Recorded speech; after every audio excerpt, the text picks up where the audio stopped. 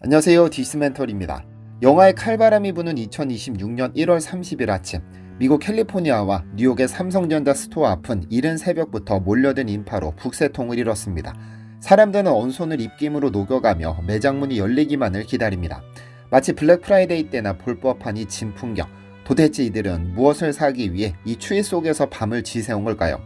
놀랍게도 이들이 손에 넣으려는 물건의 가격표에는 2,899달러가 적혀 있습니다. 우리 돈으로 약 425만원, 웬만한 중고차 한 대 깎아 맘먹는 초고가입니다. 이 정도 가격이라면 의뢰 애플의 아이폰 신제품을 떠올리시겠지만 이번엔 아닙니다. 매장 문이 열리자마자 사람들이 앞다퉈 집어든 것은 바로 삼성전자의 갤럭시 트라이폴드였습니다. 현장 분위기는 그야말로 전쟁터를 방불케 했습니다. 온라인 판매 사이트에는 판매 시작 5분 만에 솔드아웃, 붉은색 매진 딱지가 붙었습니다. 미국 IT 매체들은 경악을 금치 못했습니다. 그동안 삼성폰을 아재폰이라 부르며 조롱하던 미국의 MZ세대와 실리콘밸리의 까다로운 얼리 어답터들이 왜 이토록 비싼 한국산 스마트폰의 지갑을 여는 기이한 현상이 벌어진 걸까요? 오늘은 미국으로 가보겠습니다. 먼저 지난 10년간 스마트폰 시장이 겪은 정체기를 좀 살펴볼까요? 스마트폰이 등장하고 벌써 20년 가까운 시간이 흘렀지만 어느샌가 혁신은 멈췄습니다. 모든 스마트폰이 똑같은 직사각형, 바 형태의 감옥에 갇혀 있었기 때문입니다. 화면을 키우고 싶으면 폰이 너무 커져서 주머니에 들어가지 않고 휴대성을 강조하면 화면이 작아 답답해지는 딜레마. 소비자들은 더 이상 스마트폰에서 가슴 뛰는 설렘을 느끼지 못했습니다. 애플조차 카메라 구멍을 조금 줄이거나 티타늄 소재를 썼다는 것 외에는 뚜렷한 해답을 내놓지 못하고 있었죠. 물론 두 번 접는 폰을 세상에 먼저 내놓은 건 삼성이 아니었습니다. 중국의 화웨이가 지난해 메이트 XT라는 이름으로 세계 최초 타이틀을 가져갔으니까요. 하지만 그들의 성급함은 오히려 독이 되었습니다. 화웨이의 방식은 화면이 밖으로 노출되는 아웃폴딩 구조를 섞은 것이었습니다. 여기에는 치명적인 약점이 있습니다. 주머니에 넣고 빼다가 열쇠 긁히기만 해도 화면이 치명상을 입으니까요. 실수로 떨어뜨리면 액정 수리비만 200만 원이 나옵니다. 중국 내에서는 애국 소비로 팔렸을지 몰라도 글로벌 시장에서는 상전 모시듯 써야 하는 설탕폰이라는 비아냥을 들어야 했습니다. 이런 상황에서 삼성은 침묵했습니다. 애플 역시 폴더블 아이폰을 개발 중이라는 소문만 무성할 뿐 실체를 드러내지 않았죠. 그리고 2025년 12월 2일 삼성전자는 6년 만에 완전히 새로운 폼팩터 갤럭시 트라이폴드를 공개하며 스마트폰 역사의 물줄기를 바꿨습니다. 삼성의 해답은 명쾌했습니다. 태블릿을 접어서 주머니에 넣는다. 이 단순한 명제를 기술로 구현하는 것은 차원이 다른 문제였습니다. 삼성 강남 사옥에서 열린 미디어 브리핑 현장에서 임성택 부사장이 제품을 두 변 펼치자 6.5인치였던 스마트폰이 순식간에 10인치 대화면으로 변신했습니다. 253mm, 이것은 아이패드와 맞먹는 크기입니다.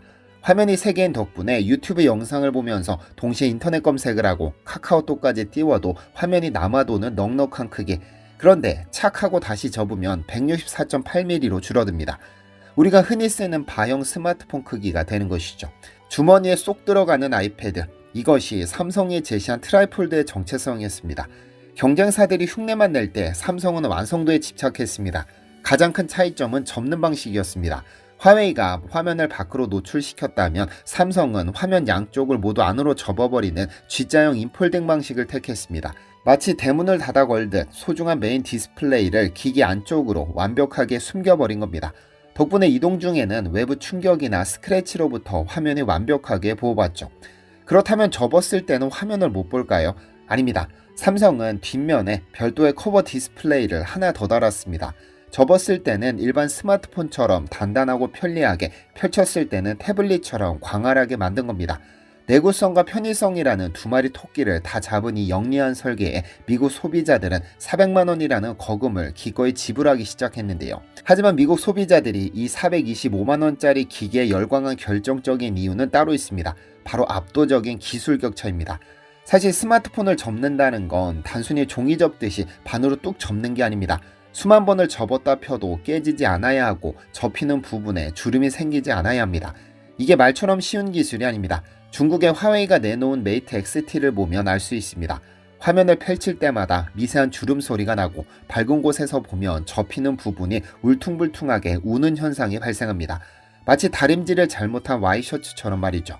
게다가 힌지, 즉 경첩 부위가 약해서 조금만 힘을 주면 덜그럭거리기 일쑤였습니다. 삼성은 이 문제를 아머플렉스 힌지라는 독자 기술로 완벽하게 제압했습니다. 마치 명품 시계 태엽이 맞물려 돌아가듯 두 개의 힌지가 유기적으로 움직이며 화면을 평평하게 펴줍니다. 듀얼 레일 구조로 설계된 이 힌지는 외부 충격을 분산시키는 충격 흡수 장치 역할까지 합니다. 실수로 폰을 떨어뜨려도 힌지가 충격을 대신 흡수해 액정을 보호하는 원리죠. 경쟁사들이 힌지를 단순히 접는 도구로만 생각할 때 삼성은 폰 전체를 지탱하는 척추뼈로 보고 설계를 다시 한 겁니다. 두께의 혁명 또한 빼놓을 수 없습니다. 상식적으로 생각하면 화면 3개를 겹치면 당연히 두꺼워질 수밖에 없습니다. 기존의 폴드 시리즈도 2개를 겹쳤을 때 주머니가 볼록해진다는 불만이 있었으니까요. 그런데 3개를 겹친 트라이폴드의 두께는 고작 12.9mm입니다. 우리가 흔히 쓰는 모나미 볼펜 한 자루의 두께와 비슷합니다. 주머니에 넣어도 부담스럽지 않은 이 두께를 구현하기 위해 삼성 엔지니어들은 부품 하나하나를 깎고 또 깎았습니다. 심지어 배터리 용량은 역대 최대인 5600mAh를 집어넣었습니다. 공간은 줄었는데 용량은 늘어난 물리법칙을 거슬러버렸죠. 기기의 심장인 AP 역시 퀄컴의 최신 스냅드래곤 8 엘리트를 탑재해 고사양 게임 3개를 동시에 돌려도 버벅거림이 없고 발열을 잡기 위해 베이퍼 챔버라는 냉각 장치까지 꽉꽉 채워넣었습니다. 이러니 미국 IT 매체들의 태도가 180도 바뀔 수밖에 없었던 겁니다. IT 전문 매체 폰 아레나는 이렇게 평가했습니다. 역대 가장 비싼 스마트폰이지만 그만한 가치가 있다면 소비자는 삼성 제품을 선택한다는 교훈을 줬다고 말이죠. 비싸서 안 팔릴 거라는 예상을 깨고 비싸도 좋으면 산다는 프리미엄의 공식을 삼성이 다시 쓴 겁니다. 실제로 구매자들의 인터뷰를 보면 공통된 반응이 나옵니다. 아이패드랑 아이폰을 따로 들고 다니는 것보다 이거 하나 사는 게 훨씬 편하고 경제적이라는 반응부터 400만 원이라는 가격표가 혁신이라는 가치 앞에서는 합리적인 투자라는 반응까지 호평일색입니다. 이번 트라이폴드의 흥행은 단순히 제품 하나가 많이 팔렸다는 것 이상의 의미를 가집니다. 지난 몇 년간 삼성전자는 프리미엄 시장에서 위기였습니다. $600 이상 고가폰 시장에서 애플의 점유율은 60%를 넘나들었고 삼성은 20%대에 머물러 있었으니까요. 가성비로는 중국에 쫓기고 브랜드로는 애플에 눌리는 샌드위치 신세였죠. 하지만 이번 트라이폴드로 삼성은 초프리미엄 시장이라는 새로운 영토를 개척했습니다. 애플도 아직 가지 못한 길, 중국은 흉내만 내다 실패한 길을 삼성이 가장 먼저 그리고 가장 완벽하게 깃발을 꽂은 겁니다. 중국 기업들이 정부 보조금을 등에 업고 저가 공세를 펼칠 때 삼성은 전공법을 택했습니다. 더 싸게 만드는 게 아니라 아무도 따라올 수 없게 만드는 것. 초격차 기술만이 살 길이라는 이건희 선대 회장의 철학이 2026년 트라이폴드라는 걸작으로 증명되었습니다. 애플의 본고장인 미국 캘리포니아에서 미국인들이 삼성 로고가 박힌 폰을 사기 위해 밤새 줄을 서는 모습. 이것만큼 확실한 기술 독립 선언이 또 어디 있을까요? 과거 우리는 일본의 소니 워크맨을 부러워했고 미국의 아이폰에 열광했습니다. 하지만 이제 스마트폰의 역사는 터치해서 접기로 그리고 2번 접는 시대로 넘어가고 있습니다. 그리고 그 새로운 역사의 표준을 만들고 있는 것은 다름 아닌 삼성입니다.